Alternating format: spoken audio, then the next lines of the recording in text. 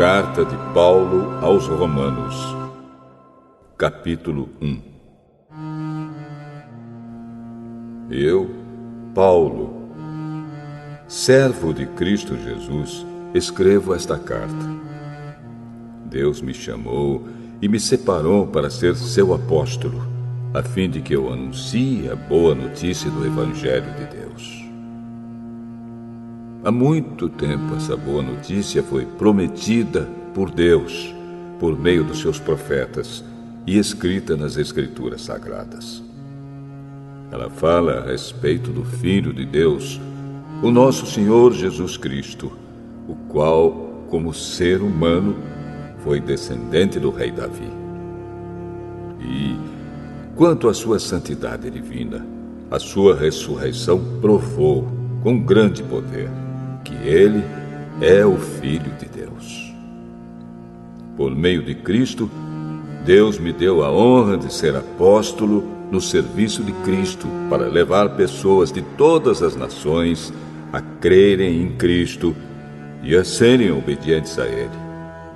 Entre essas pessoas estão vocês que moram em Roma, a quem Deus tem chamado para pertencerem a Jesus Cristo.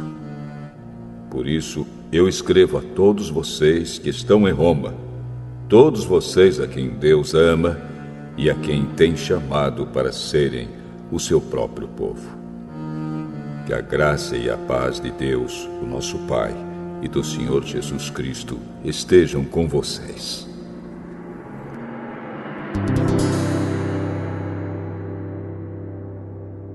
Em primeiro lugar, por meio de Jesus Cristo, dou graças ao meu Deus por todos vocês, pois no mundo inteiro se ouve falar a respeito da fé que vocês têm. Eu sirvo a Deus com todo o meu coração, anunciando a boa notícia a respeito do seu Filho. Deus é testemunha de que digo a verdade. Ele sabe que eu sempre lembro de vocês e oro por vocês. E peço a Deus que, se for da sua vontade, Ele faça com que agora eu possa ir visitá-los. Pois eu quero muito vê-los, a fim de repartir bênçãos espirituais com vocês para fortalecê-los, quer dizer, para que nos animemos uns aos outros por meio da fé que vocês e eu temos. Meus irmãos, quero que saibam que muitas vezes resolvi ir visitá-los, mas fui impedido até agora de fazer isso, pois eu gostaria que o meu trabalho produzisse resultados entre vocês também, como tem acontecido entre outros não-judeus. Pois é meu dever pregar a todos, tanto aos civilizados como aos não civilizados, tanto aos instruídos como aos sem instrução. É por isso que eu quero anunciar o Evangelho também a vocês que moram em Roma. Eu não me envergonho do Evangelho, pois ele é o poder de Deus para salvar todos os que creem, primeiro os judeus e também os não-judeus. Pois o Evangelho mostra como é que Deus nos aceita. É por meio da fé, do começo ao fim. Como dizem as Escrituras Sagradas, viverá aquele que, por meio da fé, é aceito por Deus.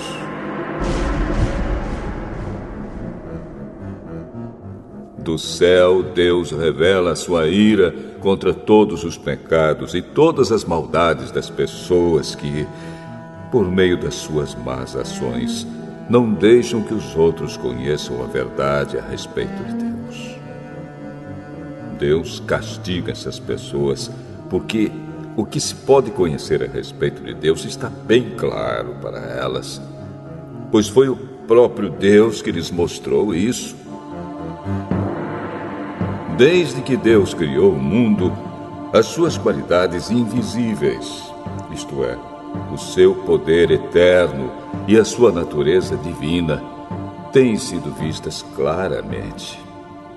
Os seres humanos podem ver tudo isso nas coisas que Deus tem feito e, portanto, Eles não têm desculpa nenhuma. Eles sabem quem Deus é, mas não lhe dão a glória que ele merece e não lhe são agradecidos.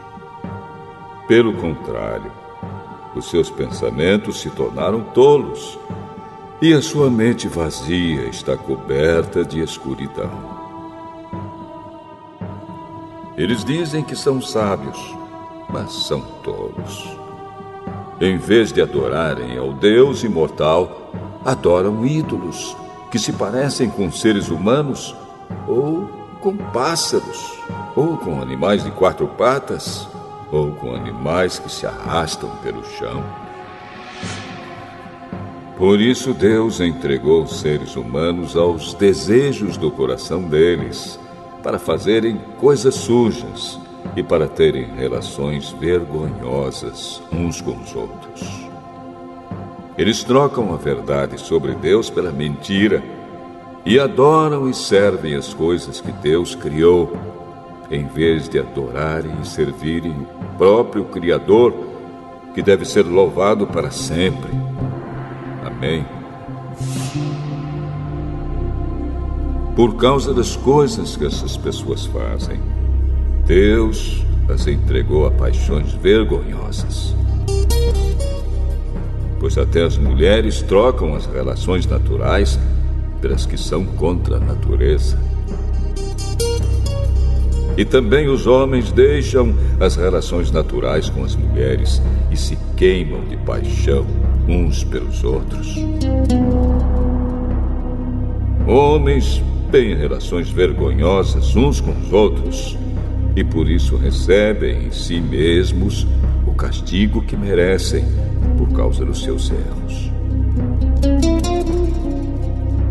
E, como não querem saber do verdadeiro conhecimento a respeito de Deus, ele entregou os seres humanos aos seus maus pensamentos, de modo que eles fazem o que não devem. Estão cheios de todo tipo de perversidade, maldade, ganância, vícios, ciúmes, crimes de morte, brigas, mentiras e malícia. Caluniam e falam mal uns dos outros. Têm ódio de Deus e são atrevidos, orgulhosos e vaidosos. Inventam maneiras de fazer o mal. Desobedecem aos pais, são imorais, não cumprem a palavra, não têm amor por ninguém e não têm pena dos outros.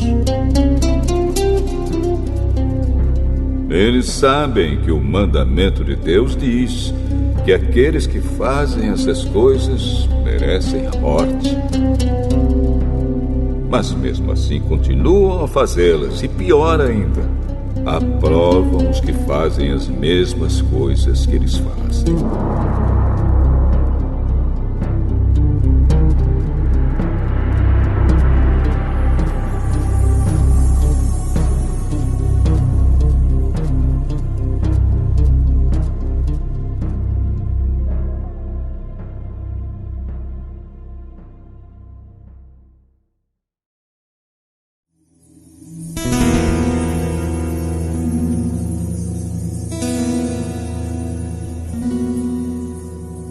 Romanos, capítulo 2.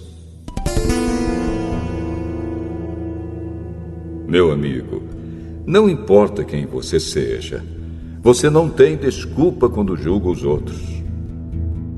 Pois, quando você julga os outros, mas faz as mesmas coisas que eles fazem, você está condenando a você mesmo.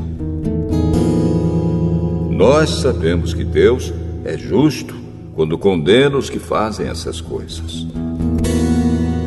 Mas você, que faz as mesmas coisas que condena nos outros, será que você pensa que escapará do julgamento de Deus? Ou será que você despreza a grande bondade, a tolerância e a paciência de Deus? Você sabe muito bem que Ele é bom e que quer fazer com que você mude de vida. Mas o seu coração é duro e teimoso. Por isso você está aumentando ainda mais o castigo que vai sofrer no dia em que forem revelados a ira e os julgamentos justos de Deus. Pois Ele recompensará cada um de acordo com o que fez. Deus dará a vida eterna às pessoas que perseveram em fazer o bem e buscam a glória, a honra e a vida imortal. Mas fará cair a sua ira e o seu castigo sobre os egoístas e sobre os que rejeitam o que é justo, a fim de seguir o que é mau. Haverá sofrimentos e aflições para todos os que fazem o mal. Primeiro para os judeus e também para os não-judeus. Mas Deus dará glória, honra e paz a todos os que fazem o bem, primeiro aos judeus e também aos não-judeus. Pois Ele trata a todos com igualdade. Todos aqueles que pecam sem conhecer a lei de Deus se perderão sem essa lei, mas todos aqueles que pecam conhecendo a lei serão julgados por ela. Porque as pessoas que Deus aceita não são aquelas que somente ouvem a lei, mas aquelas que fazem o que a lei manda. Os não-judeus não têm a lei, mas quando fazem pela sua própria vontade o que a lei manda, eles são a sua própria lei, embora não tenham uma lei. Eles mostram, pela sua maneira de agir, que têm a lei escrita no seu coração. A própria consciência deles mostra que isso é verdade. E os seus pensamentos, que às vezes os acusam e às vezes os defendem, também mostram isso. E de acordo com o evangelho que eu anuncio, assim será naquele dia em que Deus, por meio de Cristo Jesus, julgará os pensamentos secretos de todas as pessoas. O que dizer de você? Você diz que é judeu, confia na lei e se orgulha do Deus que você adora. Você sabe o que Deus quer que você faça e aprende na lei a escolher o que é certo. Você tem a certeza de que é guia dos cegos, luz para os que estão na escuridão, orientador dos que não têm instrução e professor dos jovens. Você está certo de que encontra na lei a apresentação completa do conhecimento e da verdade. Você que ensina os outros, por que é que não ensina a você mesmo? Se afirma que não se deve roubar, por que é que você mesmo rouba? Se você diz que não se deve cometer adultério, por que é que você mesmo comete adultério? Você odeia os ídolos, mas rouba as coisas dos templos. Você se orgulha de ter a lei de Deus, mas você é uma vergonha para Deus porque desobedece à sua lei. Pois as Escrituras Sagradas dizem: os não-judeus falam mal de Deus por causa de vocês, os judeus. A circuncisão tem valor se você, que é judeu, obedecer à lei. Porém, se não obedecer, é como se você não tivesse sido circuncidado. E se um homem que não foi circuncidado obedecer aos mandamentos da lei, Deus o tratará como se ele fosse circuncidado. Assim vocês, judeus, serão condenados pelos não-judeus, pois vocês desobedecem à lei, apesar de terem essa lei escrita e de serem circuncidados, enquanto que os não-judeus obedecem à lei, embora não sejam circuncidados. Portanto, eu pergunto: quem é judeu de fato e circuncidado de verdade. É claro que não é aquele que é judeu somente por fora e circuncidado só no corpo. Pelo contrário, o verdadeiro judeu é aquele que é judeu por dentro, aquele que tem o coração circuncidado. E isso é uma coisa que o Espírito de Deus faz e que a lei escrita não pode fazer. E o louvor que essa pessoa recebe não vem de seres humanos, mas vem de Deus.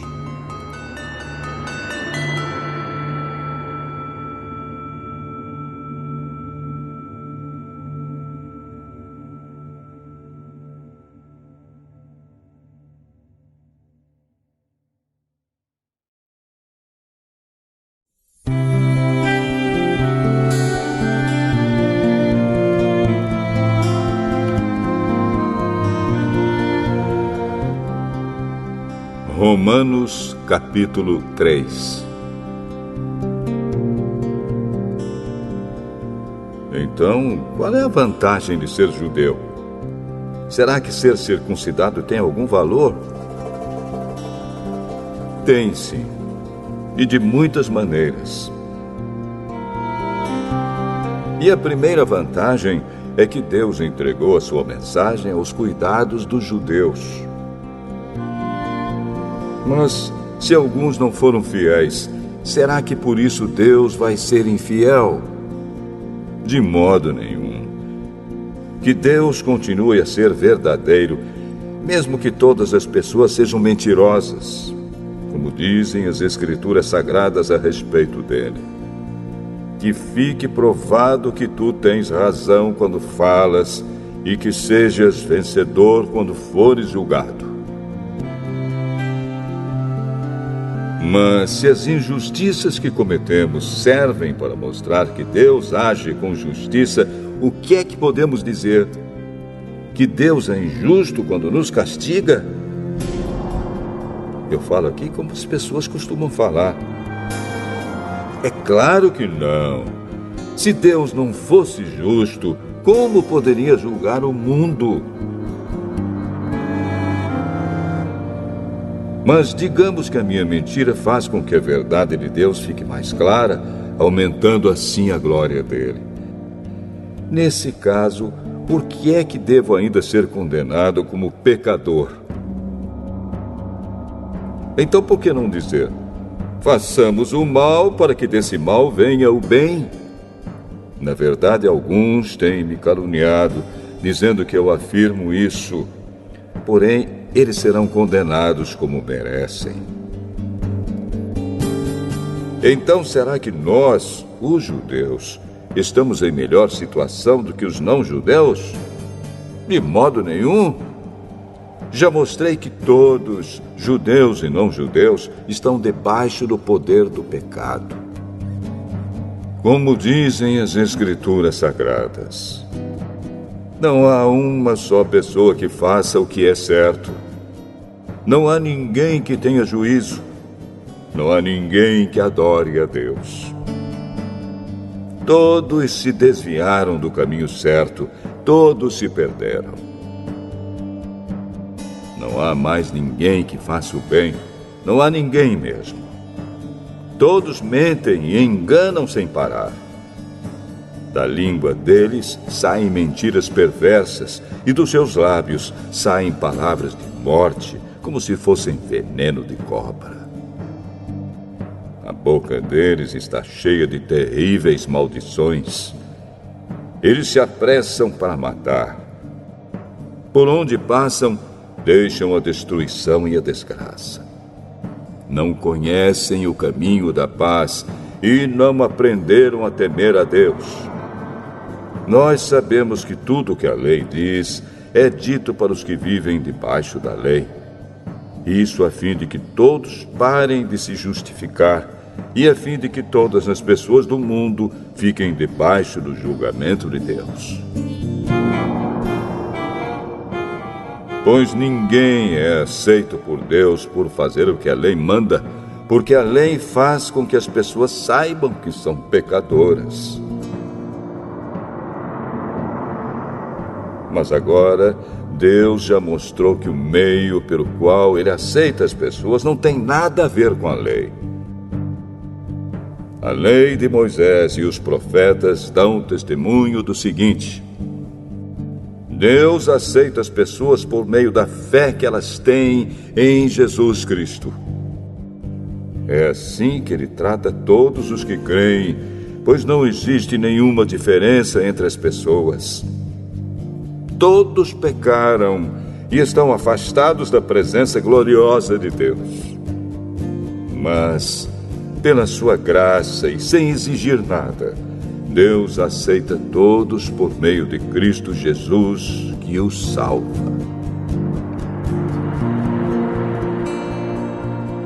Deus ofereceu Cristo como sacrifício para que, pela sua morte na cruz, Cristo se tornasse o meio das pessoas receberem o perdão dos seus pecados pela fé nele. Deus quis mostrar com isso que ele é justo. No passado, ele foi paciente e não castigou as pessoas por causa dos seus pecados. Mas agora, pelo sacrifício de Cristo, Deus mostra que é justo. Assim, ele é justo e aceita os que creem em Jesus. Será que temos motivo para ficarmos orgulhosos? De modo nenhum. E por que não? Será que é porque obedecemos à lei? Não, não é. É porque cremos em Cristo. Assim percebemos que a pessoa é aceita por Deus pela fé e não por fazer o que a lei manda. Ou será que Deus é somente Deus dos judeus? Será que não é também Deus dos não-judeus? Claro que é. Deus é um só e aceitará os judeus na base da sua fé e também aceitará os não-judeus por meio da fé que eles têm. Será que isso quer dizer que, por causa da fé, nós tratamos a lei como se ela não valesse nada? Não, de modo nenhum. Pelo contrário, afirmamos que a lei tem valor.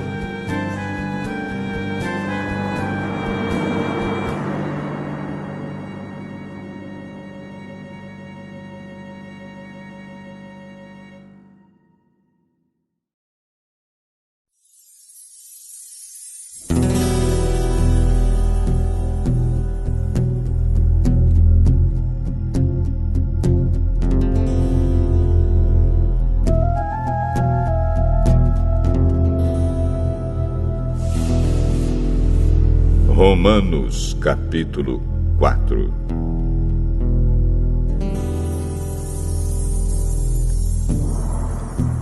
Então, o que é que podemos dizer de Abraão, o antepassado de nossa raça? O que foi que ele conseguiu? Se foi por causa das coisas que ele fez que Deus o aceitou, então ele teria motivo para se orgulhar, mas não para se orgulhar diante de Deus. Pois o que é que as Escrituras Sagradas dizem? Elas dizem: Abraão creu em Deus e por isso Deus o aceitou. O salário que o trabalhador recebe não é um presente, mas é o pagamento a que ele tem direito por causa do trabalho que fez. Porém, a pessoa que não põe a sua esperança nas coisas que faz, mas simplesmente crê em Deus, é a fé dessa pessoa que faz com que ela seja aceita por Deus, o Deus que trata o culpado como se ele fosse inocente. E isso foi o que Davi queria dizer quando falou da felicidade daqueles que Deus aceita, sem levar em conta o que eles fazem. Davi disse: Feliz aquele cujas maldades Deus perdoa e cujos pecados ele apaga. Feliz aquele que o Senhor não acusa de cometer pecado. Será que essa felicidade de que Davi falou existe somente para os que são circuncidados? É claro que não. Ela existe também para os que não são circuncidados. Pois já citamos as Escrituras Sagradas que dizem: Abraão creu em Deus e por isso Deus o aceitou. Quando foi que isso aconteceu? Foi antes ou depois de Abraão ser circuncidado? Foi antes e não depois. Ele foi circuncidado mais tarde.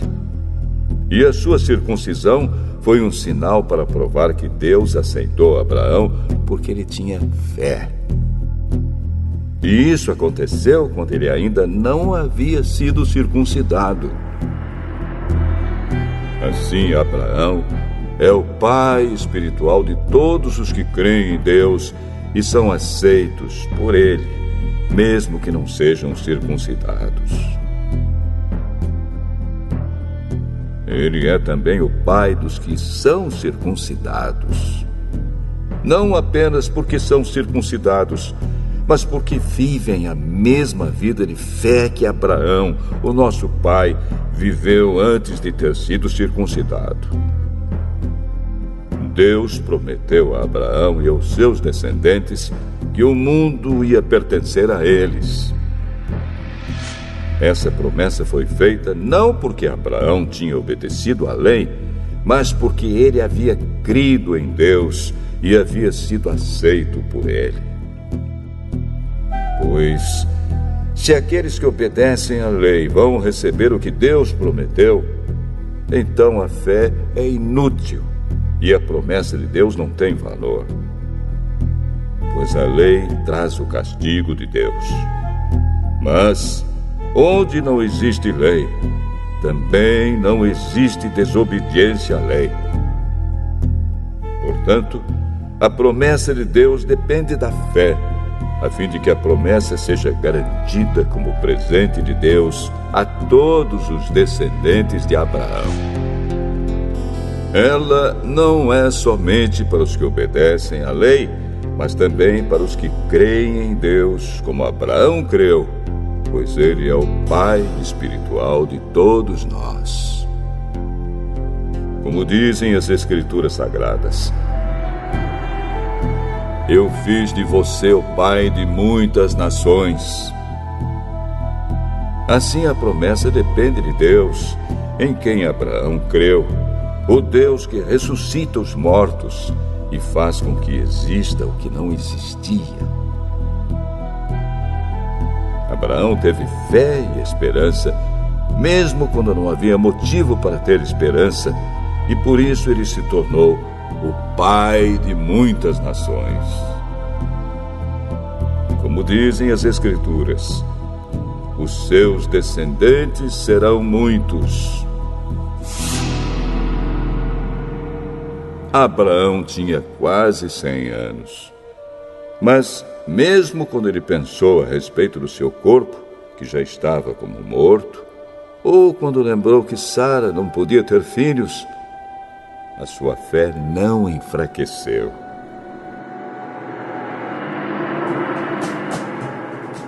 Abraão não perdeu a fé, nem duvidou da promessa de Deus. A sua fé o encheu de poder, e ele louvou a Deus porque tinha toda a certeza de que Deus podia fazer o que havia prometido. Por isso, Abraão, por meio da fé, foi aceito por Deus. As palavras "foi aceito" não falam somente dele. Falam também de nós, que seremos aceitos. Nós, os que cremos em Deus, o qual ressuscitou Jesus, o nosso Senhor. Jesus foi entregue para morrer por causa dos nossos pecados e foi ressuscitado, a fim de que nós fôssemos aceitos por Deus.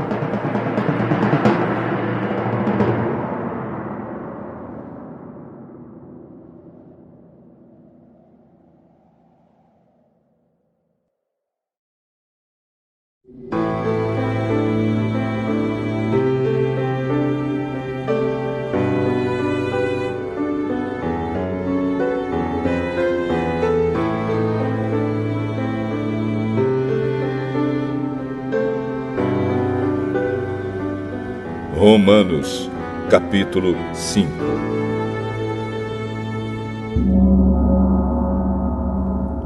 Agora que fomos aceitos por Deus pela nossa fé nele, temos paz com ele por meio do nosso Senhor Jesus Cristo. Foi Cristo quem nos deu, por meio da nossa fé, esta vida na graça de Deus. E agora continuamos firmes nessa graça e nos alegramos na esperança de participar da glória de Deus. E também nos alegramos nos sofrimentos, pois sabemos que os sofrimentos produzem a paciência. A paciência traz a aprovação de Deus e essa aprovação cria a esperança. Essa esperança não nos deixa decepcionados, pois Deus derramou seu amor no nosso coração por meio do Espírito Santo que Ele nos deu. De fato, quando não tínhamos força espiritual, Cristo morreu pelos maus no tempo escolhido por Deus. Dificilmente alguém aceitaria morrer por uma pessoa que obedece às leis. Pode ser que alguém tenha coragem para morrer por uma pessoa boa. Mas Deus nos mostrou o quanto nos ama. Cristo morreu por nós quando ainda vivíamos no pecado. E agora que fomos aceitos por Deus por meio da morte de Cristo na cruz, é mais certo ainda que ficaremos livres, por meio dele, do castigo de Deus. Nós éramos inimigos de Deus, mas ele nos tornou seus amigos por meio da morte do seu Filho. E agora que somos amigos de Deus, é mais certo ainda que seremos salvos pela vida de Cristo. E não somente isso, mas também nós nos alegramos por causa daquilo que Deus fez por meio do nosso Senhor Jesus Cristo, que agora nos tornou amigos de Deus. O pecado entrou no mundo por meio de um só homem, e o seu pecado trouxe consigo a morte. Como resultado, a morte se espalhou por toda a raça humana, porque todos pecaram. Antes da lei ser dada, já existia o pecado no mundo. Porém, quando não existe lei, Deus não leva em conta o pecado. Mas, desde o tempo de Adão até Moisés, a morte dominou todos os seres humanos, mesmo os que não pecaram como Adão, quando ele desobedeceu à ordem de Deus. Adão era a figura daquele que havia de vir. Mas existe uma diferença entre o pecado de Adão e o presente que Deus nos dá. De fato, muitos morreram por causa do pecado de um só homem, mas a graça de Deus é muito maior. E Ele dá a salvação gratuitamente a muitos, por meio da graça de um só homem, que é Jesus Cristo. E existe uma diferença entre aquilo que Deus dá e o pecado de um só homem. Porque, no caso do pecado, a condenação veio por causa de um só pecado. Porém, no caso da salvação, Deus perdoa os que têm cometido muitos pecados, embora não mereçam esse perdão. É verdade que, por causa de um só homem e por meio do seu pecado, a morte começou a dominar a raça humana. Mas o resultado do que foi feito por um só homem, Jesus Cristo, é muito maior. E todos aqueles que Deus aceita e que recebem como presente a sua imensa graça, reinarão na nova vida por meio de Cristo. Portanto, assim como um só pecado condenou todos os seres humanos, Assim também um só ato de salvação liberta todos e lhes dá a vida.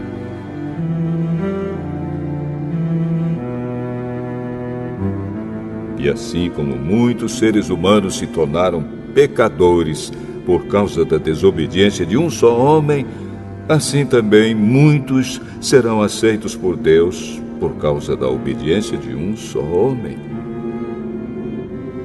A lei veio para aumentar o mal, mas onde aumentou o pecado, a graça de Deus aumentou muito mais ainda.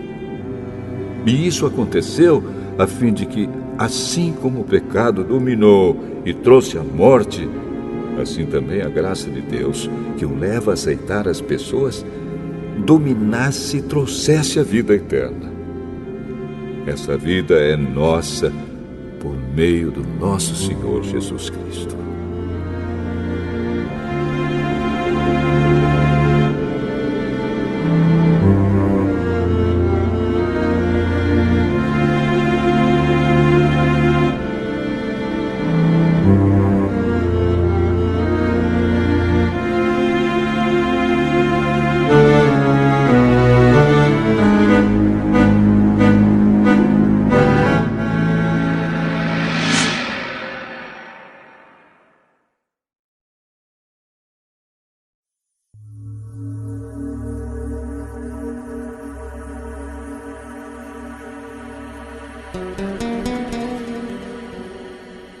Romanos capítulo 6.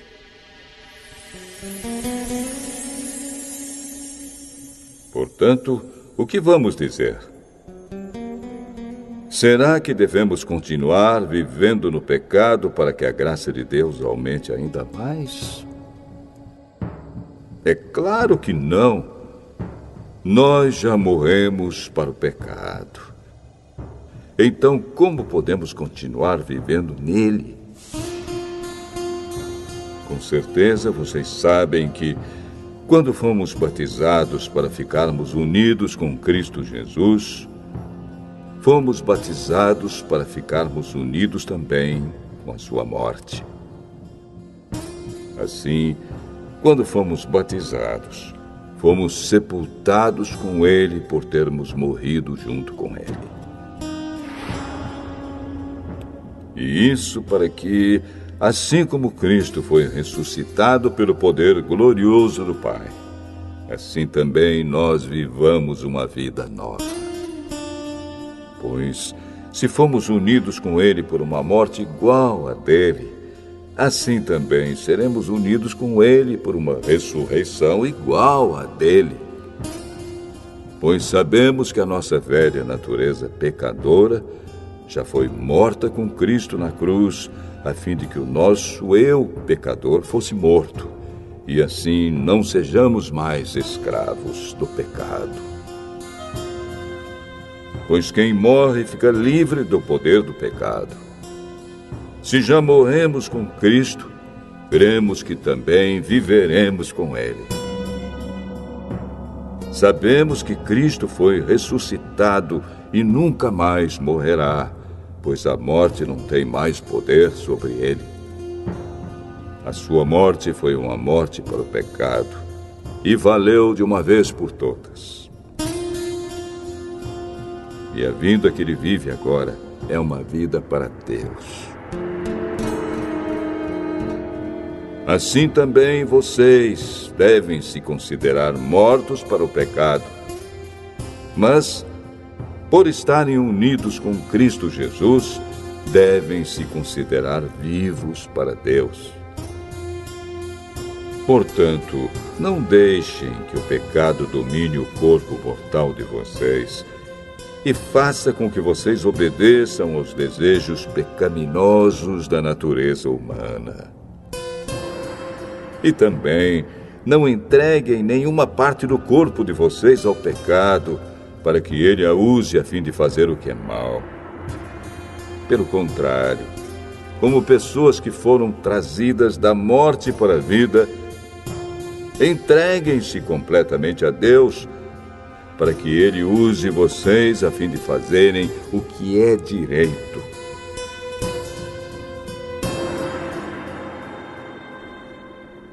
O pecado não dominará vocês, pois vocês não são mais controlados pela lei, mas pela graça de Deus. O que é que isso quer dizer? Vamos continuar pecando porque não somos mais controlados pela lei, mas pela graça de Deus? É claro que não. Pois vocês sabem muito bem que, quando se entregam a alguma pessoa para serem escravos dela, são de fato escravos dessa pessoa a quem vocês obedecem. Assim sendo, vocês podem obedecer ao pecado que produz a morte, ou podem obedecer a Deus e ser aceitos por Ele. Mas damos graças a Deus porque vocês, que antes eram escravos do pecado, agora já obedecem de todo o coração às verdades que estão nos ensinamentos que receberam.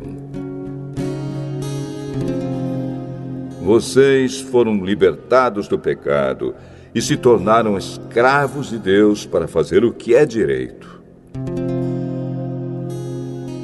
Falo com palavras bem simples, porque vocês ainda são fracos.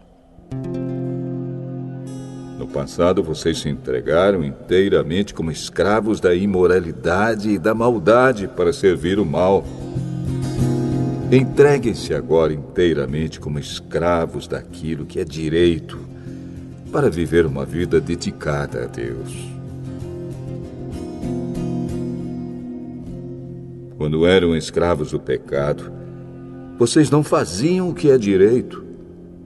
Porém, o que é que vocês receberam de bom quando faziam aquelas coisas de que agora têm vergonha? Pois o resultado de tudo aquilo é a morte. Mas agora vocês foram libertados do pecado e são escravos de Deus. Com isso, vocês ganham uma vida completamente dedicada a Ele. E o resultado é que vocês terão a vida eterna.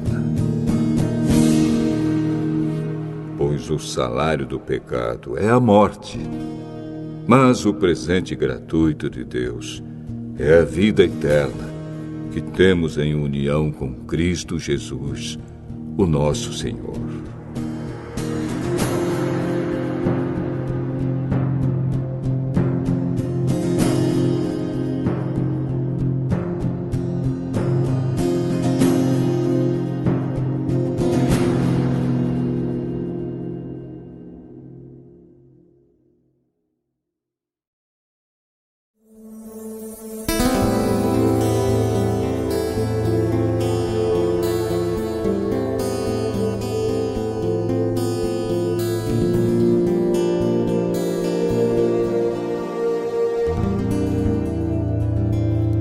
Romanos, capítulo 7.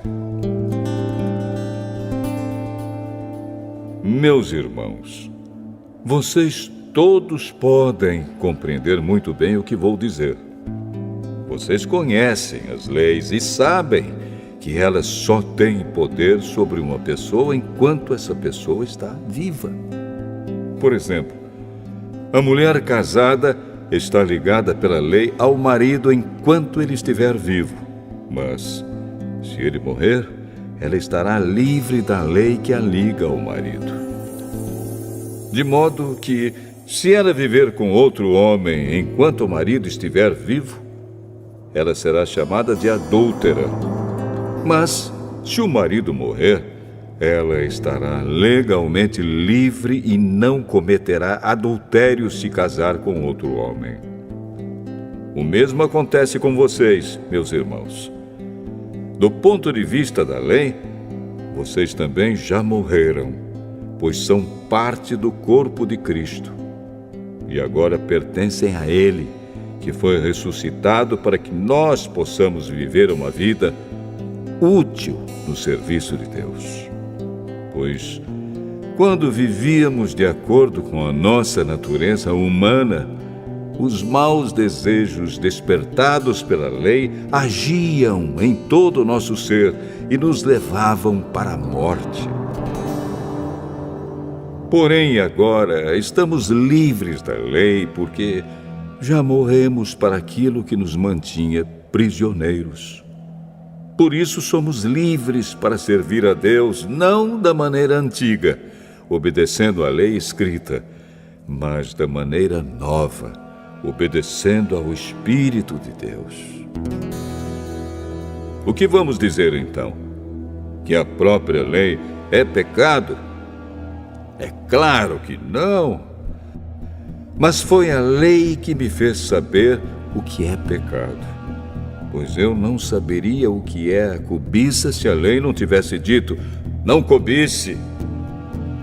Porém, o pecado se aproveitou dessa lei para despertar em mim todo tipo de cobiça. Porque, se não existe a lei, o pecado é uma coisa morta. Pois houve um tempo em que eu não conhecia a lei e estava vivo. Mas, quando fiquei conhecendo o mandamento, o pecado começou a viver. E eu morri. E o próprio mandamento que me devia trazer a vida me trouxe a morte. Porque o pecado, aproveitando a oportunidade dada pelo mandamento, me enganou. E por meio do mandamento, me matou. Assim a lei vem de Deus. E o mandamento também vem de Deus. Diz o que é certo e é bom. Então será que o que é bom me levou à morte? É claro que não. Foi o pecado que fez isso. Pois o pecado, usando o que é bom, me trouxe à morte para que ficasse bem claro aquilo que o pecado realmente é. E assim, por meio do mandamento, o pecado se mostrou mais terrível ainda. Sabemos que a lei é divina, mas eu sou humano e fraco, e fui vendido ao pecado para ser seu escravo. Eu não entendo o que faço, pois não faço o que gostaria de fazer. Pelo contrário, faço justamente aquilo que odeio. Se faço o que não quero, isso prova que reconheço que a lei diz o que é certo. E isso mostra que, de fato, já não sou eu quem faz isso, mas o pecado que vive em mim é que faz. Pois eu sei que aquilo que é bom não vive em mim, isto é, na minha natureza humana, porque, mesmo tendo dentro de mim a vontade de fazer o bem, eu não consigo fazê-lo. Pois não faço o bem que quero, mas justamente o mal que não quero fazer é que eu faço. Mas, se faço o que não quero, já não sou eu quem faz isso, mas o pecado que vive em mim é que faz. Assim eu sei que o que acontece comigo é isto. Quando quero fazer o que é bom, só consigo fazer o que é mal. Dentro de mim, eu sei que gosto da lei de Deus. Mas vejo uma lei diferente agindo naquilo que faço. Uma lei que luta contra aquela que a minha mente aprova. Ela me torna prisioneiro da lei do pecado que age no meu corpo. Como sou infeliz! Quem me livrará deste corpo que me leva para a morte? Que Deus seja louvado, pois Ele fará isso por meio do nosso Senhor Jesus Cristo. Portanto, esta é a minha situação. No meu pensamento, eu sirvo a lei de Deus, mas na prática, sirvo a lei do pecado.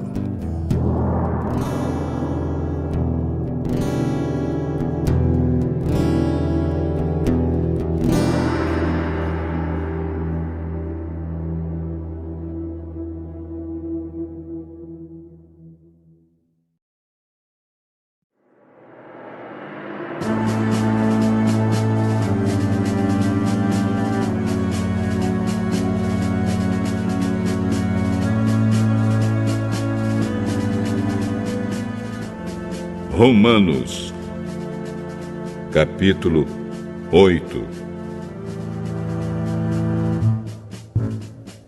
Agora, já não existe nenhuma condenação para as pessoas que estão unidas com Cristo Jesus. Pois a lei do Espírito de Deus, que nos trouxe vida por estarmos unidos com Cristo Jesus, livrou você da lei do pecado e da morte. Deus fez o que a lei não pôde fazer, porque a natureza humana era fraca. Deus condenou o pecado na natureza humana, enviando o seu próprio Filho, que veio na forma da nossa natureza pecaminosa, a fim de acabar com o pecado. Deus fez isso para que as ordens justas da lei pudessem ser completamente cumpridas por nós, que vivemos de acordo com o Espírito de Deus e não de acordo com a natureza humana. Porque as pessoas que vivem de acordo com a natureza humana têm a sua mente controlada por essa mesma natureza. Mas as que vivem de acordo com o Espírito de Deus têm a sua mente controlada pelo Espírito. As pessoas que têm a mente controlada pela natureza humana acabarão morrendo espiritualmente. Mas as que têm a mente controlada pelo Espírito de Deus terão a vida eterna e a paz.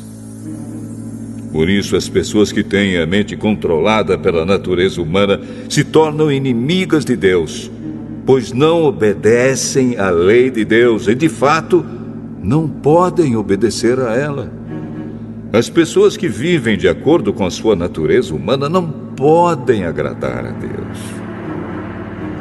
Vocês, porém, não vivem como manda a natureza humana, mas como o Espírito de Deus quer, se é que o Espírito de Deus vive realmente em vocês. Quem não tem o Espírito de Cristo não pertence a Ele. Mas, se Cristo vive em vocês, então, embora o corpo de vocês vá morrer por causa do pecado, o Espírito de Deus é vida para vocês, porque vocês foram aceitos por Deus. Se em vocês vive o Espírito daquele que ressuscitou Jesus, então aquele que ressuscitou Jesus Cristo dará também vida ao corpo mortal de vocês, por meio do seu Espírito, que vive em vocês. Portanto, meus irmãos, nós temos uma obrigação, que é a de não vivermos de acordo com a nossa natureza humana. Porque, se vocês viverem de acordo com a natureza humana, vocês morrerão espiritualmente. Mas, se pelo Espírito de Deus vocês matarem as suas ações pecaminosas, vocês viverão espiritualmente. Pois aqueles que são guiados pelo Espírito de Deus são filhos de Deus. Porque o Espírito que vocês receberam de Deus não torna vocês escravos e não faz com que tenham medo. Pelo contrário, o Espírito torna vocês filhos de Deus. E pelo poder do Espírito dizemos com fervor a Deus: Pai, meu Pai. O Espírito de Deus se une com o nosso espírito para afirmar que somos filhos de Deus. Nós somos seus filhos e por isso receberemos as bênçãos que Ele guarda para o seu povo e também receberemos com Cristo aquilo que Deus tem guardado para Ele. Porque se tomamos parte nos sofrimentos de Cristo, também tomaremos parte na sua glória. Eu penso que o que sofremos durante a nossa vida não pode ser comparado, de modo nenhum, com a glória que nos será revelada no futuro. O universo todo espera com muita impaciência o momento em que Deus vai revelar o que os seus filhos realmente são. Pois o universo se tornou inútil, não pela sua própria vontade, mas porque Deus quis que fosse assim. Porém, existe esta esperança. Um dia, o próprio universo ficará livre do poder destruidor que o mantém escravo e tomará parte na gloriosa liberdade dos filhos de Deus. Pois sabemos que até agora o universo todo geme e sofre como uma mulher que está em trabalho de parto. E não somente o universo, mas nós, que temos o Espírito Santo como o primeiro presente que recebemos de Deus, nós também gememos dentro de nós mesmos, enquanto esperamos que Deus faça com que sejamos seus filhos e nos liberte completamente. Pois foi por meio da esperança que fomos salvos. Mas, se já estamos vendo aquilo que esperamos, então isso não é mais uma esperança. Pois quem é que fica esperando por alguma coisa que está vendo? Porém, se estamos esperando alguma coisa que ainda não podemos ver, então esperamos com paciência. Assim também, o Espírito de Deus vem nos ajudar na nossa fraqueza. Pois não sabemos como devemos orar, mas o Espírito de Deus, com gemidos que não podem ser explicados por palavras, pede a Deus em nosso favor. E Deus, que vê o que está dentro do coração, sabe qual é o pensamento do Espírito. Porque o Espírito pede em favor do povo de Deus e pede de acordo com a vontade de Deus. Pois sabemos que todas as coisas trabalham juntas para o bem daqueles que amam a Deus, daqueles a quem Ele chamou de acordo com o seu plano. Porque aqueles que já tinham sido escolhidos por Deus, Ele também separou a fim de se tornarem parecidos com seu Filho. Ele fez isso para que o Filho fosse o primeiro entre muitos irmãos. Assim Deus chamou os que havia separado.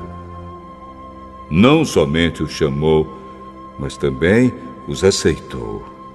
E não somente os aceitou, mas também repartiu a sua glória com eles. Diante de tudo isso, o que mais podemos dizer? Se Deus está do nosso lado, quem poderá nos vencer? Ninguém! Porque Ele nem mesmo deixou de entregar o próprio Filho, mas o ofereceu por todos nós. Se Ele nos deu o seu Filho, será que não nos dará também todas as coisas? Quem acusará aqueles que Deus escolheu? Ninguém! Porque o próprio Deus declara que eles não são culpados. Será que alguém poderá condená-los? Ninguém! Pois foi Cristo Jesus quem morreu, ou melhor, quem foi ressuscitado e está à direita de Deus. E Ele pede a Deus em favor de nós. Então, quem pode nos separar do amor de Cristo? Serão os sofrimentos, as dificuldades, a perseguição, a fome, a pobreza, o perigo ou a morte? Como dizem as Escrituras Sagradas, por causa de ti estamos em perigo de morte o dia inteiro. Somos tratados como ovelhas que vão para o matadouro. Em todas essas situações, temos a vitória completa por meio daquele que nos amou. Pois eu tenho a certeza de que nada pode nos separar do amor de Deus. Nem a morte, nem a vida, nem os anjos, nem outras autoridades ou poderes celestiais, nem o presente, nem o futuro, nem o mundo lá de cima, nem o mundo lá de baixo. Em todo o universo não há nada que possa nos separar do amor de Deus, que é nosso por meio de Cristo Jesus, o nosso Senhor.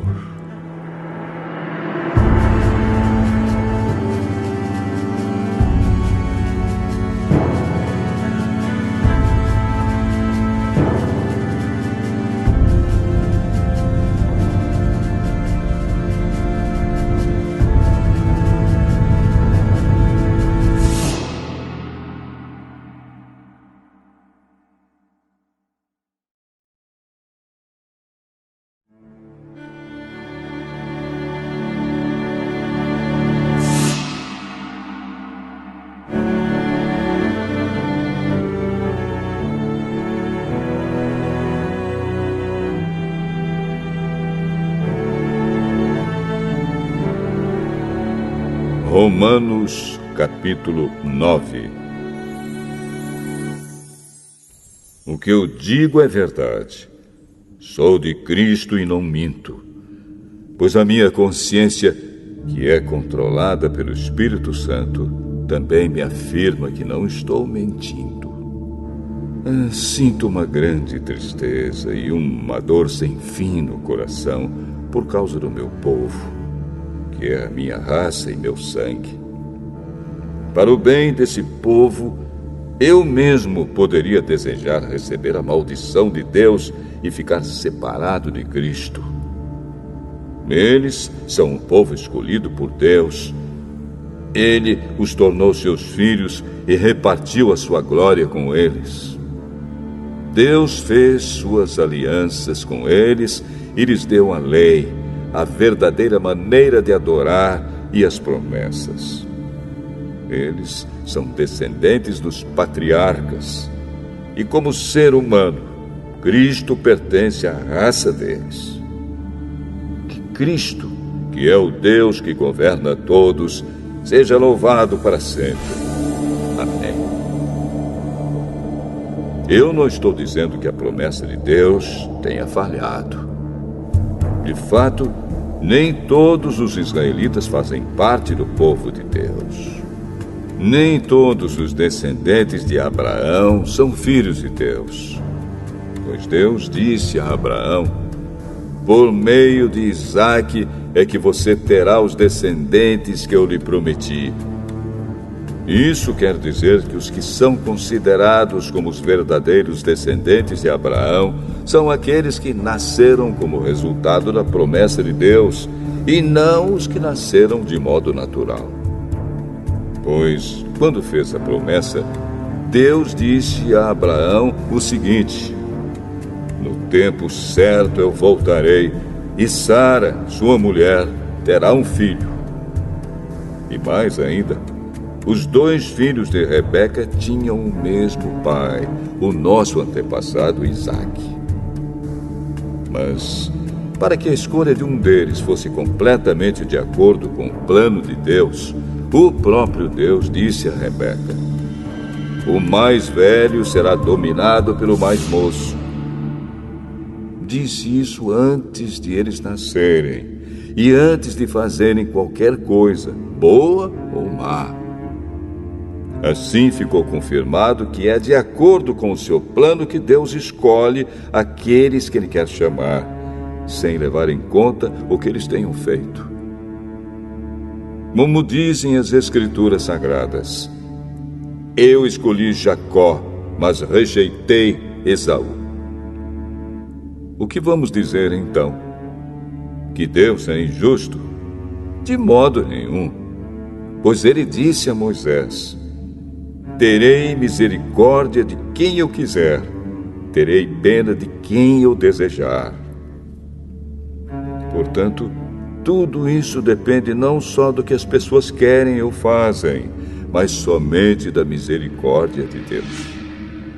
Porque, como está escrito nas Escrituras Sagradas, Deus disse a Faraó: foi para isto mesmo que eu pus você como rei, para mostrar o meu poder e fazer com que o meu nome seja conhecido no mundo inteiro. Portanto, Deus tem misericórdia de quem Ele quer e endurece o coração de quem Ele quer. Algum de vocês vai me dizer: se é assim, como é que Deus pode encontrar culpa nas pessoas? Quem pode ir contra a vontade de Deus? Mas quem é você, meu amigo, para discutir com Deus? Será que um pote de barro pode perguntar a quem o fez: por que você me fez assim? Pois o homem que faz o pote tem o direito de usar o barro como quer. Do mesmo barro ele pode fazer 2 potes, um pote para uso especial e outro para uso comum. E foi isso que Deus fez. Ele quis mostrar a sua ira e tornar bem conhecido o seu poder. Assim suportou com muita paciência os que mereciam o castigo e que iam ser destruídos. Ele quis também mostrar como é grande a sua glória, que Ele derramou sobre nós, que somos aqueles de quem Ele teve pena e a quem Ele já havia preparado para receberem a sua glória. Pois nós somos aqueles que Deus chamou, não somente os que são judeus, mas também os não-judeus. Isso é o que ele diz no livro de Oséias: aqueles que não eram meu povo eu chamarei de meu povo. A nação que eu não amava chamarei de minha amada. E no mesmo lugar onde foi dito: vocês não são o meu povo, ali eles serão chamados de os filhos do Deus vivo. E Isaías disse a respeito de Israel: mesmo que o povo de Israel seja tão numeroso como os grãos de areia da praia do mar, somente alguns deles serão salvos. Pois o Senhor julgará logo e de uma vez o mundo inteiro. Como o próprio Isaías tinha dito antes: se o Senhor Todo-Poderoso não nos tivesse deixado alguns descendentes, seríamos agora como a cidade de Sodoma, estaríamos destruídos como Gomorra. O que vamos dizer então? Vamos dizer isto: os não-judeus que não procuravam ser aceitos por Deus foram aceitos por meio da fé. Porém, o povo de Israel, que procurava uma lei para ser aceito por Deus, não encontrou o que estava procurando. E por que não? Porque eles procuravam alcançar isso por meio das suas ações e não por meio da fé. Eles tropeçaram na pedra de tropeço, como dizem as Escrituras Sagradas. Vejam, estou colocando em Sião uma pedra em que eles vão tropeçar, a rocha que vai fazê-los cair. Mas quem crer nela não ficará desiludido.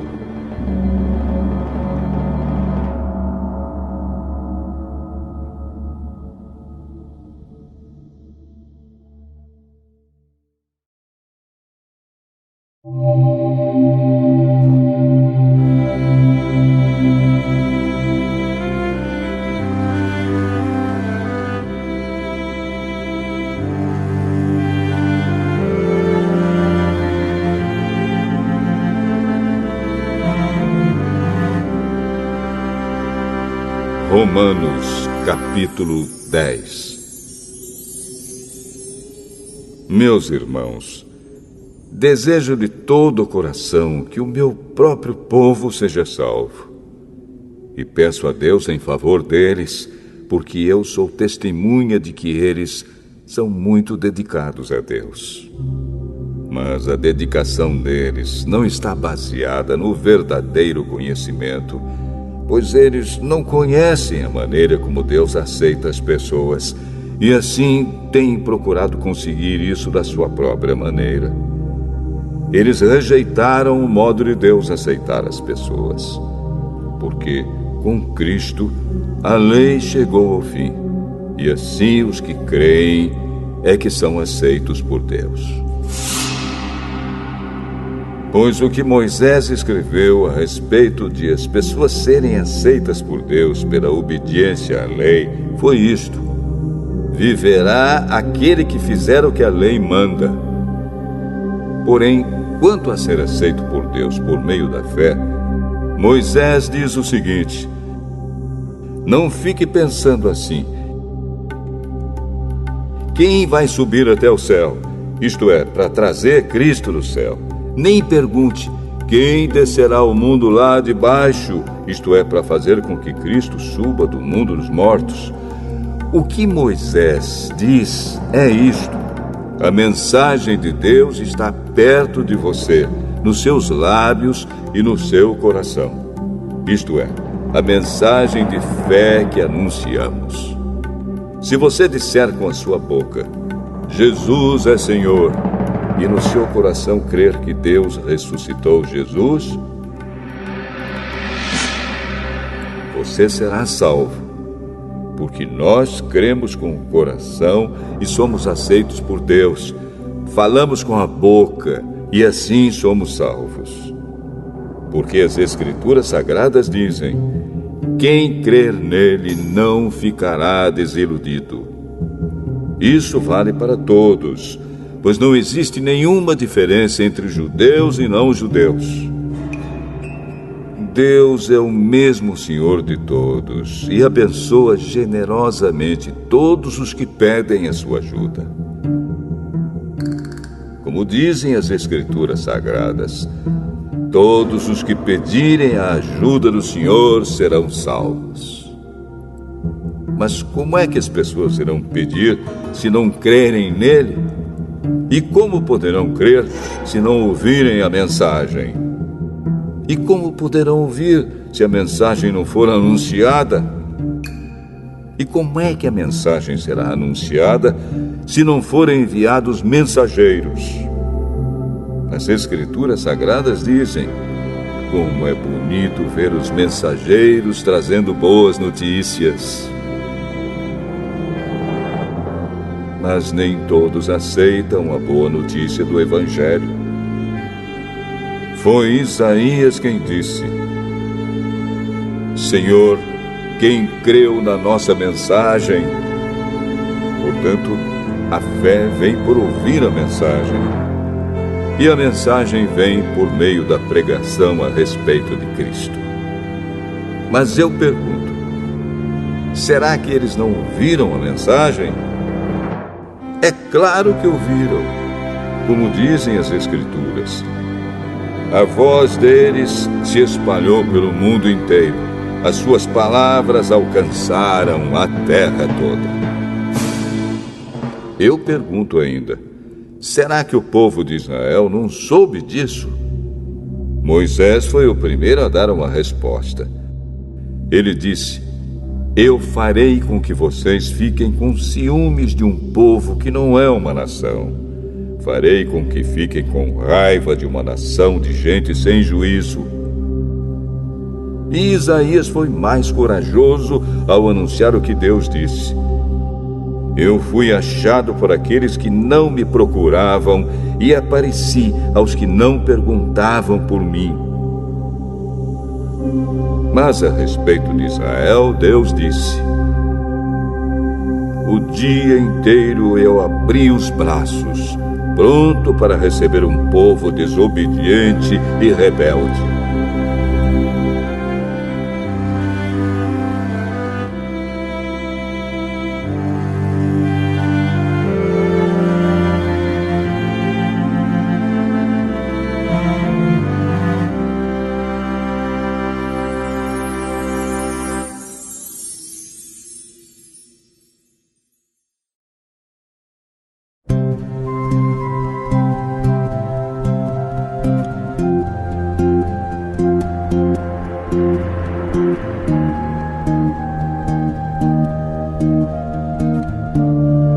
Romanos, capítulo 11. Então eu pergunto, será que Deus rejeitou o seu próprio povo? É claro que não. Eu mesmo sou israelita, descendente de Abraão e membro da tribo de Benjamim. Deus não rejeitou o seu povo, que ele havia escolhido desde o princípio. Vocês sabem muito bem o que as Escrituras Sagradas dizem naquele trecho em que Elias acusa o povo de Israel diante de Deus. Elias diz assim: Senhor, eles mataram os teus profetas e destruíram os teus altares. Eu sou o único que sobrou, e eles estão querendo me matar. O que foi que Deus disse a ele? Ele disse: Eu guardei para mim 7.000 homens que não adoraram o Deus Baal. A mesma coisa também acontece agora. Isto é, por causa da graça de Deus, ainda existe um pequeno número daqueles que ele escolheu. Essa escolha se baseia na graça de Deus e não no que eles fizeram. Porque se a escolha de Deus se baseasse no que as pessoas fazem, então a sua graça não seria a verdadeira graça. E isso quer dizer que não foi o povo de Israel que encontrou o que estava procurando. Quem encontrou foi apenas um pequeno grupo que Deus escolheu. Os outros não quiseram ouvir o chamado de Deus. Como dizem as Escrituras Sagradas, Deus endureceu o coração e a mente deles, deu-lhes olhos que não podem ver e ouvidos que não podem ouvir até o dia de hoje. E Davi disse que nas suas festas eles sejam apanhados e enganados, que eles caiam e sejam castigados. Oh Deus, faze com que eles fiquem cegos e que fiquem sempre curvados debaixo do peso das suas dificuldades. Agora eu pergunto, quando os judeus tropeçaram, será que eles caíram para nunca mais se levantarem? É claro que não. Mas, porque eles pecaram, a salvação veio para os não-judeus, para fazer com que os judeus ficassem com ciúmes deles. O pecado dos judeus trouxe grandes bênçãos para o mundo, e a sua pobreza espiritual trouxe ricas bênçãos para os não-judeus. Então, quando se completar o número de judeus que voltarão para Deus, as bênçãos serão muito maiores ainda. Agora estou falando a vocês que não são judeus. Enquanto eu for o apóstolo dos não-judeus, terei orgulho do meu trabalho. Talvez eu possa fazer com os que são da minha própria raça fiquem com ciúmes, e assim seja possível salvar alguns deles. Porque, quando os judeus foram rejeitados, o resto do mundo se tornou amigo de Deus. O que acontecerá então quando eles forem aceitos? Os que estiverem mortos receberão a vida. Pois, se o primeiro pão assado depois da colheita é dedicado a Deus, isso quer dizer que todos os outros pães também são dedicados a Ele. E se as raízes de uma árvore são oferecidas a Deus, os galhos também são dele. Alguns galhos da oliveira cultivada foram quebrados, e um galho de oliveira brava foi enxertado nela. Pois vocês, os não-judeus, são como aquela oliveira brava, e agora tomam parte na força e na riqueza espiritual dos judeus. Portanto, vocês não devem desprezar os galhos que foram quebrados. Como é que vocês podem estar orgulhosos? Vocês são somente galhos. Não são vocês que sustentam a raiz. É a raiz que sustenta vocês.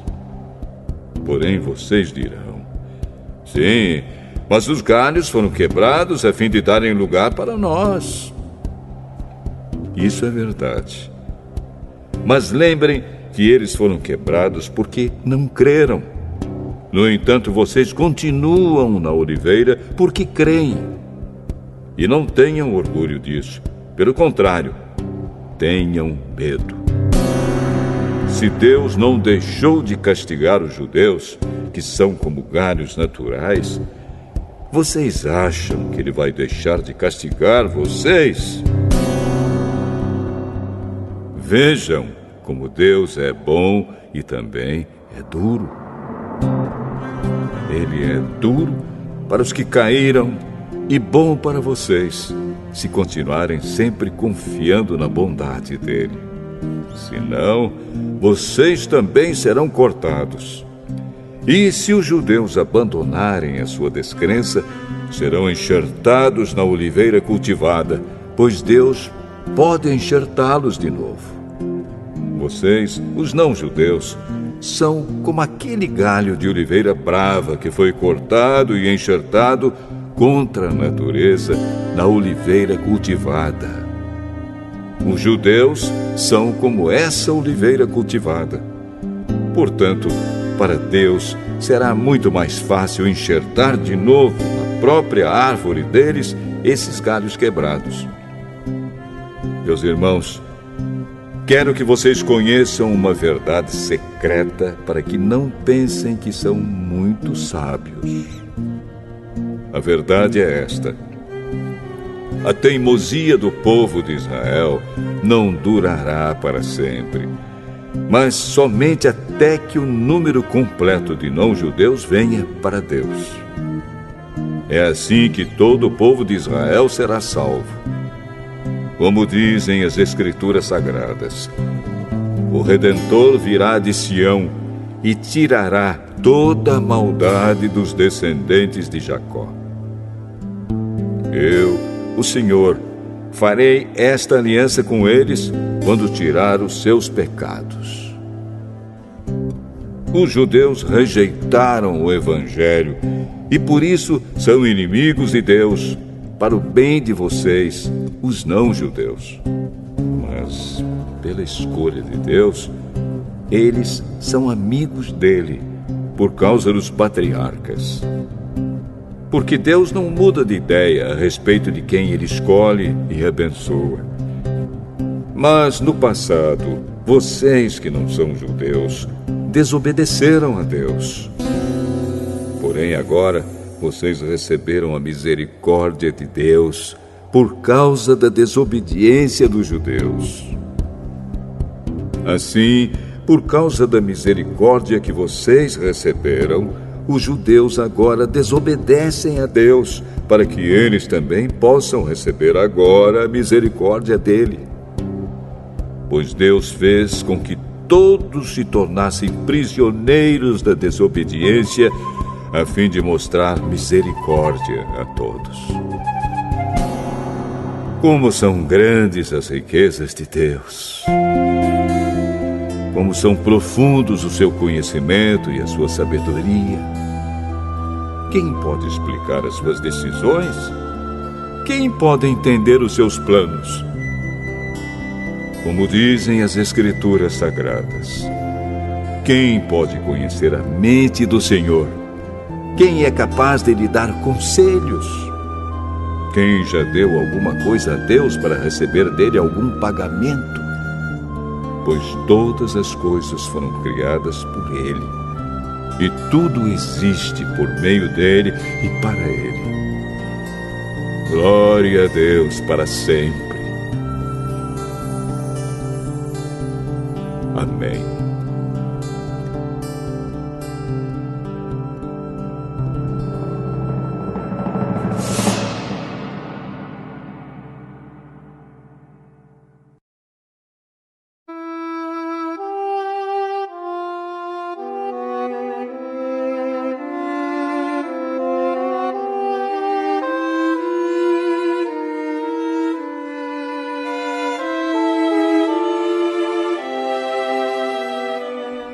Romanos, capítulo 12.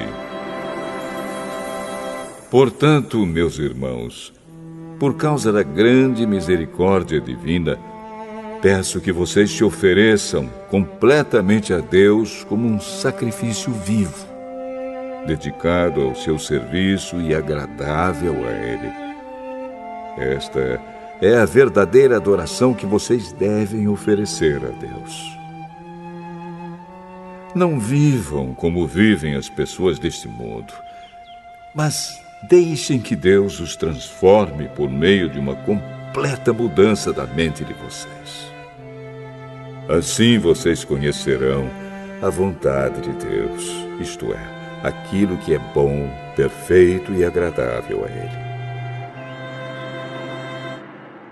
Por causa da bondade de Deus para comigo, me chamando para ser apóstolo, eu digo a todos vocês que não se achem melhores do que realmente são.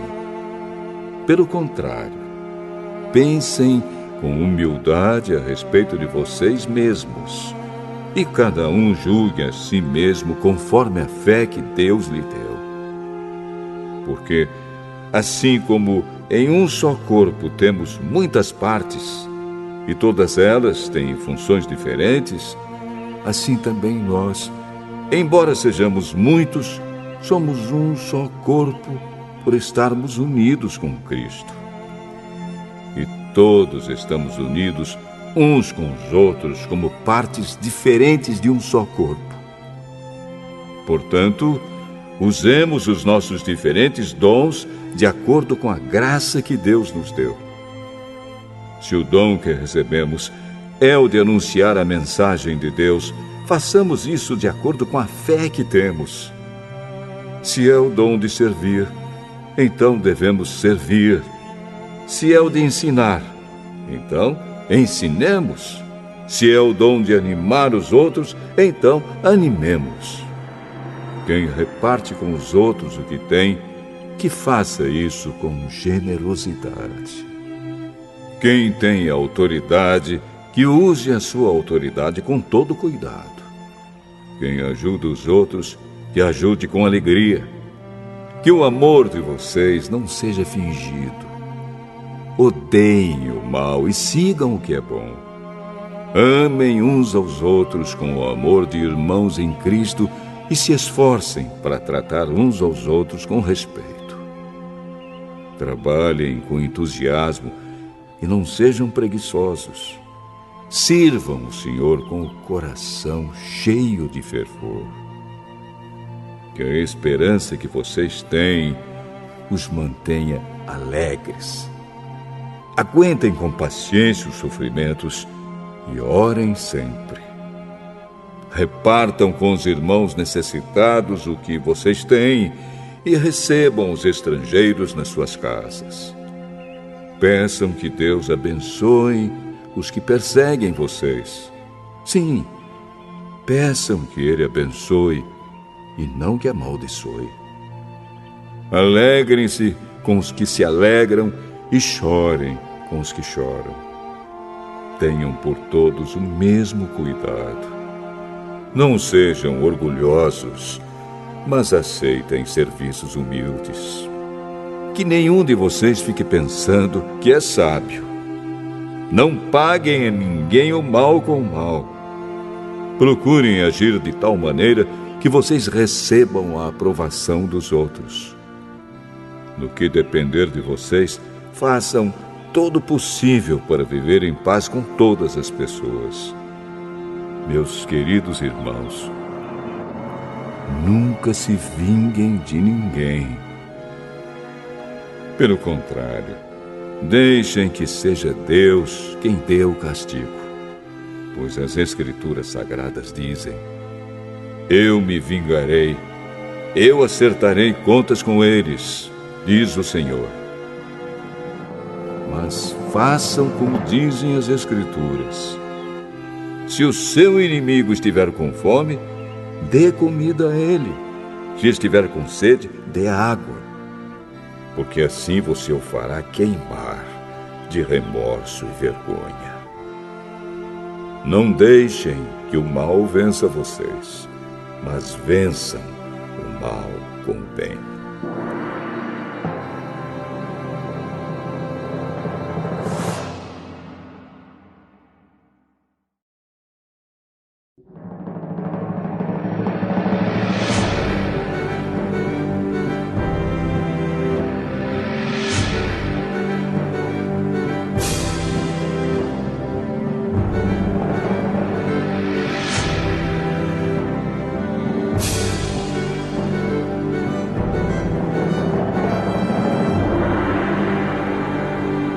Romanos, capítulo 13. Obedeçam às autoridades todos vocês, pois nenhuma autoridade existe sem a permissão de Deus, e as que existem foram colocadas nos seus lugares por Ele. Assim, quem se revolta contra as autoridades está se revoltando contra o que Deus ordenou, e os que agem desse modo serão condenados. Somente os que fazem o mal devem ter medo dos governantes, e não os que fazem o bem. Se você não quiser ter medo das autoridades, então faça o que é bom, e elas o elogiarão, porque as autoridades estão a serviço de Deus para o bem de você. Mas se você faz o mal, então tenha medo. Pois as autoridades, de fato, têm poder para castigar. Elas estão a serviço de Deus e trazem o castigo dele sobre os que fazem o mal. É por isso que você deve obedecer às autoridades.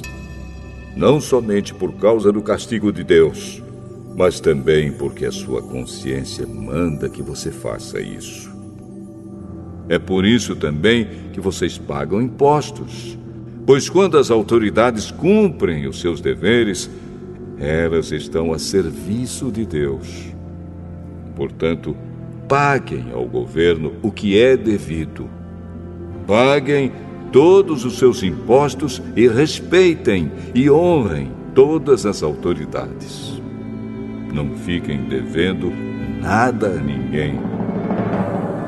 A única dívida que vocês devem ter é a de amar uns aos outros. Quem ama os outros está obedecendo à lei. Os seguintes mandamentos: não cometa adultério, não mate, não roube, não cobice. Esses e ainda outros mais são resumidos num mandamento só. Ame os outros como você ama a você mesmo. Quem ama os outros não faz mal a eles. Portanto, amar é obedecer a toda a lei.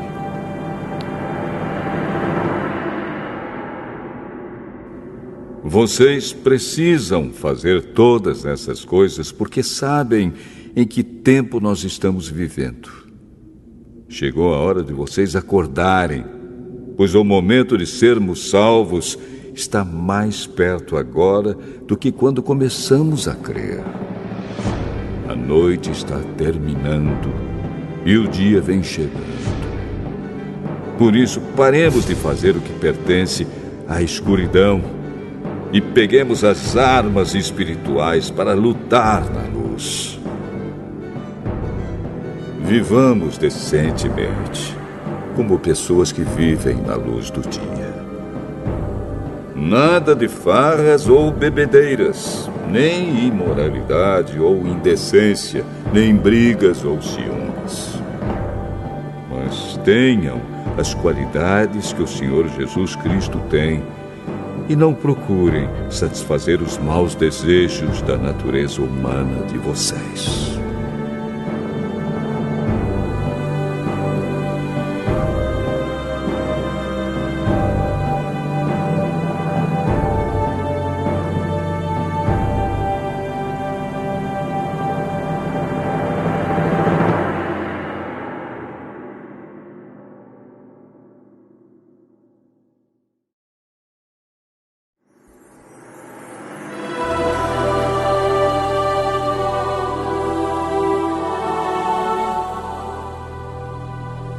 Romanos, capítulo 14. Aceitem entre vocês quem é fraco na fé, sem criticar as opiniões dessa pessoa. Por exemplo, algumas pessoas creem que podem comer de tudo, mas quem é fraco na fé come somente verduras e legumes. Quem come de tudo não deve desprezar quem não faz isso. E quem só come verduras e legumes não deve condenar quem come de tudo, pois Deus o aceitou. Quem é você para julgar o escravo de alguém? Se ele vai vencer ou fracassar, isso é da conta do dono dele. E ele vai vencer porque o Senhor pode fazê-lo vencer. Algumas pessoas pensam que certos dias são mais importantes do que outros, enquanto que outras pessoas pensam que todos os dias são iguais. Cada um deve estar bem firme nas suas opiniões. Quem dá mais valor a certo dia faz isso para honrar o Senhor. E também quem come de tudo faz isso para honrar o Senhor, pois agradece a Deus o alimento. E quem evita comer certas coisas faz isso para honrar o Senhor e dar graças a Deus. Porque nenhum de nós vive para si mesmo, e nenhum de nós morre para si mesmo. Se vivemos, é para o Senhor que vivemos. E se morremos, também é para o Senhor que morremos. Assim, tanto se vivemos como se morremos, somos do Senhor. Pois Cristo morreu e viveu de novo para ser o Senhor tanto dos mortos como dos vivos. Portanto, por que é que você, que só come verduras e legumes, condena o seu irmão? E você que come de tudo, por que despreza o seu irmão? Pois todos nós estaremos diante de Deus para sermos julgados por Ele. É isto que as Escrituras Sagradas dizem. Juro pela minha vida, diz o Senhor, que todos se ajoelharão diante de mim e todos afirmarão que eu sou Deus. Assim, cada um de nós prestará contas de si mesmo a Deus. Por isso, paremos de criticar uns aos outros. Pelo contrário, cada um de vocês resolva não fazer nada que leve o seu irmão a tropeçar ou cair em pecado. Por estar unido com o Senhor Jesus, eu estou convencido de que nada é impuro em si mesmo. Mas, se alguém pensa que alguma coisa é impura, então ela fica impura para ele. Se você faz com que um irmão fique triste por causa do que você come, então você não está agindo com amor. Não deixe que a pessoa por quem Cristo morreu se perca por causa da comida que você come. Não deem motivo para os outros falarem mal daquilo que vocês acham bom, pois o reino de Deus não é uma questão de comida ou de bebida, mas de viver corretamente, em paz e com a alegria que o Espírito Santo dá. E quem serve a Cristo dessa maneira, agrada a Deus e é aprovado por todos. Por isso, procuremos sempre as coisas que trazem a paz e que nos ajudam a fortalecer uns aos outros na fé. Por uma questão de comida, não destrua o que Deus fez. Todos os alimentos podem ser comidos, mas é errado comer alguma coisa quando isso faz com que outra pessoa caia em pecado. O que está certo é não comer carne, não beber vinho, nem fazer qualquer outra coisa que leve um irmão a cair em pecado. Mas guarde entre você mesmo e Deus o que você crê a respeito desse assunto. Feliz a pessoa que não é condenada pela consciência quando faz o que acha que deve fazer. Mas quem tem dúvidas a respeito do que come é condenado por Deus quando come, pois aquilo que ele faz não se baseia na fé. E o que não se baseia na fé é pecado.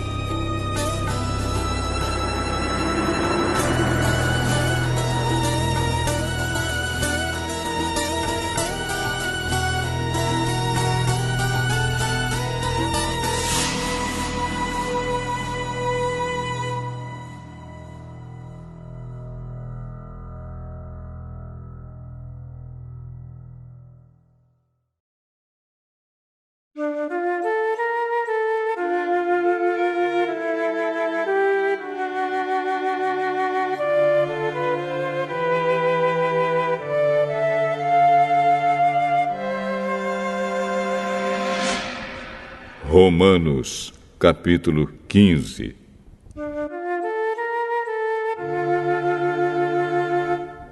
Nós que somos fortes na fé, devemos ajudar os fracos a carregarem as suas cargas e não devemos agradar a nós mesmos. Pelo contrário, cada um de nós deve agradar o seu irmão para o bem dele, a fim de que ele cresça na fé. Pois nem o próprio Cristo procurou agradar a si mesmo. Pelo contrário, como dizem as Escrituras Sagradas, as ofensas daqueles que te insultaram caíram sobre mim. Porque tudo o que está nas Escrituras foi escrito para nos ensinar, a fim de que tenhamos esperança por meio da paciência e da coragem que as Escrituras nos dão. Que Deus, que é quem dá paciência e coragem, ajude vocês a viverem bem uns com os outros, seguindo o exemplo de Cristo Jesus. E isso para que vocês, todos juntos, como se fossem uma só pessoa, louvem ao Deus e Pai do nosso Senhor Jesus Cristo. Portanto, aceitem uns aos outros para a glória de Deus, assim como Cristo aceitou vocês. Pois eu lhes digo que Cristo se tornou servo dos judeus a fim de mostrar que Deus é fiel, para fazer com que se cumprissem as promessas feitas por Deus aos patriarcas, e para fazer com que os não-judeus louvassem a Deus pela sua bondade. Como dizem as Escrituras Sagradas, por isso eu te louvarei entre os que não são judeus e cantarei louvores a ti. Elas dizem também, vocês que não são judeus, alegrem-se com o povo escolhido de Deus. E dizem ainda, todos os que não são judeus, louvem o Senhor, que todos os povos o louvem. E também Isaías diz, virá um descendente do rei Davi, filho de Jessé. Ele aparecerá para governar os que não são judeus, e eles terão esperança nele.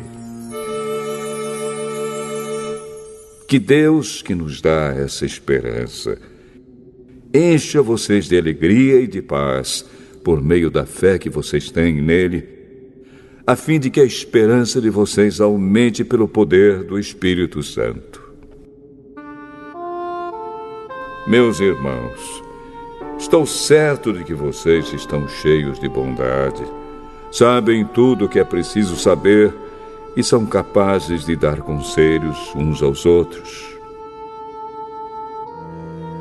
Porém, nesta carta, me atrevi a escrever com toda franqueza, para fazer com que vocês lembrem de coisas que já sabem.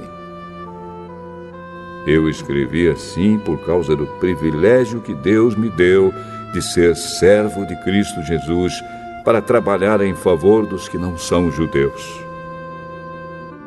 Eu sirvo como sacerdote ao anunciar o Evangelho que vem de Deus. e faço isso para que os não-judeus sejam uma oferta que Deus aceite, dedicada a Ele pelo Espírito Santo. Portanto, por estar unido com Cristo Jesus, posso me orgulhar do serviço que faço para Deus. Eu me atreverei a falar somente do que Cristo tem feito por meio de mim, a fim de levar os não-judeus a obedecerem a Deus. E isso tem sido feito por meio de palavras e de ações, pelo poder de sinais e milagres e pelo poder do Espírito de Deus. Assim, viajando desde Jerusalém até a província da Ilíria, tenho anunciado de modo completo o Evangelho a respeito de Cristo. Para não construir sobre alicerces colocados por outros, tenho me esforçado sempre para anunciar o Evangelho nos lugares onde ainda não se falou de Cristo. Como dizem as Escrituras Sagradas, aqueles que nunca ouviram falar a respeito dele o verão, e os que não tinham ouvido falar sobre ele o entenderão. Por essa razão, muitas vezes eu quis visitá-los, mas isso não me foi possível. Porém, já que terminei o meu trabalho nessas regiões, e como há muitos anos tenho pensado em ver vocês, espero fazer isso agora. Gostaria de vê-los quando fizer a minha viagem para a Espanha. Gostaria também que vocês me ajudassem a ir até lá, depois de eu ter o prazer de estar com vocês por algum tempo. Mas agora vou a Jerusalém a serviço do povo de Deus que vive ali. Pois as igrejas das províncias da Macedônia e da Acaia resolveram dar uma oferta para ajudar as pessoas do povo de Deus em Jerusalém que estão necessitadas. Os próprios cristãos da Macedônia e da Acaia resolveram fazer isso, mas, de fato, eles têm a obrigação de ajudar aqueles necessitados. Os judeus repartiram seus bens espirituais com os que não são judeus, e por isso os não-judeus devem prestar, com seus bens materiais, esse serviço cristão aos judeus. Depois que eu terminar esse trabalho e que entregar toda a oferta que foi recolhida para eles, viajarei para a Espanha e no caminho visitarei vocês. E sei que, quando for visitá-los, levarei comigo muitas bênçãos de Cristo. Eu peço, irmãos, pelo nosso Senhor Jesus Cristo e pelo amor que o Espírito dá, que me ajudem, orando com fervor por mim. Orem para que eu escape das pessoas da Judéia que não creem em Cristo e também para que a ajuda que eu vou levar a Jerusalém seja bem aceita pelo povo de Deus que vive ali. E assim, se Deus quiser, chegarei aí em Roma cheio de alegria e lhes farei uma visita que me dará um novo ânimo. E que Deus, a nossa fonte de paz, esteja com todos vocês. Amém.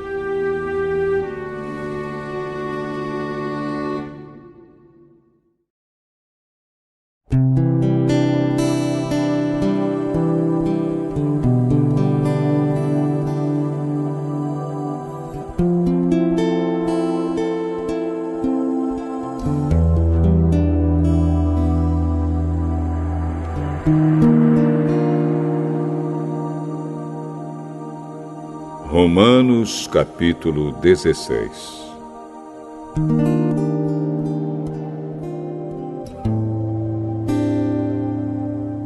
Eu recomendo a vocês a nossa irmã Febe, que é a diaconisa da igreja de Cencreia. Recebam essa irmã em nome do Senhor, como deve fazer o povo de Deus. Deem a ela toda a ajuda que precisar, pois ela tem ajudado muita gente e a mim também. Mando saudações a Priscila e ao seu marido Áquila, meus companheiros no serviço de Cristo Jesus. Eles arriscaram a sua vida por mim. Sou muito agradecido a eles. E não somente eu, mas também todas as igrejas dos que não são judeus.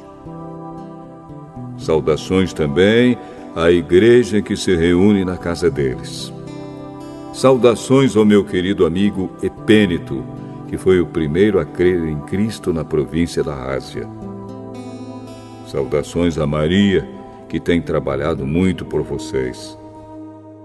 Saudações a Andrônico e à irmã Júnia, meus patrícios judeus, que estiveram comigo na prisão. Eles são apóstolos bem conhecidos e se tornaram cristãos antes de mim. Saudações a Ampliato, meu querido irmão no Senhor, e também a Urbano, nosso companheiro de trabalho no serviço de Cristo, e ao meu querido amigo Estaques. Saudações a Apeles, um irmão que tem dado muitas provas da sua fé em Cristo. Saudações ao pessoal da família de Aristóbulo. Saudações a Herodião, meu patrício judeu, e aos irmãos no Senhor da família de Narciso. Saudações a Trifena e a Trifosa, irmãs que trabalham no serviço do Senhor, e à minha querida amiga Pérside, que também tem trabalhado muito para o Senhor. Mando saudações a Rufo, trabalhador que tem se destacado no serviço do Senhor, e à mãe dele, que sempre me tratou como filho. Saudações aos irmãos Asíncrito, Flegonte, Hermes, Pátrobas, Hermas e a todos os irmãos que estão com eles. Saudações a Filólogo e a Júlia, a Nereu e a sua irmã, ao irmão Olimpas e a todas as pessoas do povo de Deus que estão com eles. Cumprimentem uns aos outros com um beijo de irmão. Todas as igrejas de Cristo mandam saudações a vocês.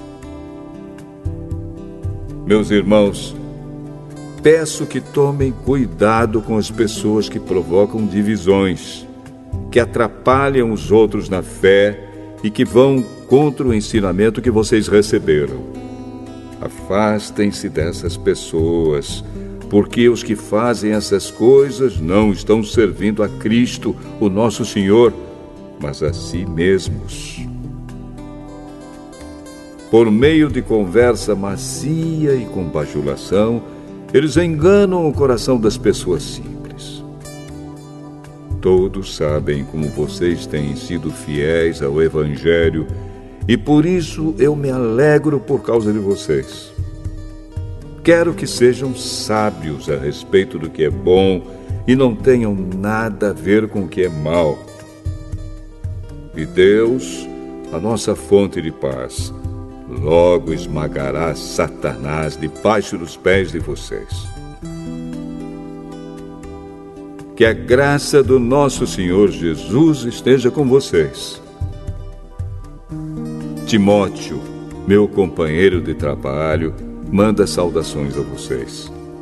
Lúcio, Jasão e Sosípatro, meus patrícios judeus, também mandam saudações. Eu, Tércio, que escrevi esta carta que Paulo ditou para mim, mando saudações a vocês. O meu hospedeiro Gaio, em casa de quem a igreja daqui se reúne, manda saudações a vocês. Erasto, o tesoureiro da cidade, e o nosso irmão Quarto também mandam saudações. Que a graça do nosso Senhor Jesus Cristo esteja com todos vocês. Amém. Louvemos a Deus, pois Ele pode conservar vocês firmes na fé, de acordo com o Evangelho que eu anuncio, isto é, a mensagem a respeito de Jesus Cristo. E de acordo também com a verdade secreta que nunca foi revelada no passado. Porém, essa verdade foi revelada agora por meio daquilo que os profetas escreveram. E por ordem do Deus eterno, ela se tornou conhecida em todas as nações, para que todos creiam e obedeçam. Ao Deus único e sábio seja dada glória para sempre, por meio de Jesus Cristo. Amém.